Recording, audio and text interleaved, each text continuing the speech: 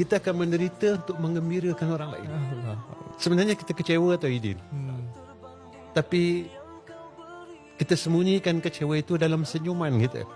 Sampai kau orang tak tahu yang kita ni susah ke? Kita sakit ke?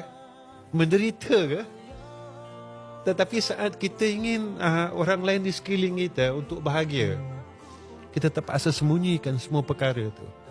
Sebenarnya nak jadi orang baik dia memang susah. Setiap orang baik Allah akan berikan kebaikan dalam hidup dia. Guru saya pernah pesan dekat saya, Zam, dia kata, apa yang kau berikan dalam hidup ni, itu kau akan terima.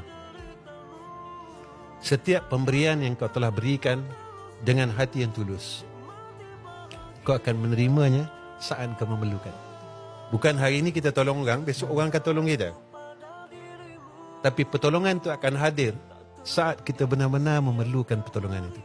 Mungkin kita tak rasa semua orang sayangkan kita hari ini, besoknya. Tapi saat semua orang membenci kita, akan hadir orang yang benar-benar tulus menyayangi kita, yang akan pegang tangan kita dan dia tak akan melepaskan genggaman itu. Allah kabulkan doa kita. Setiap doa kita bukan dengan kemahuan kita, tapi saat kita memerlukan doa itu, lalu Allah mengkabulkan doa. Allah.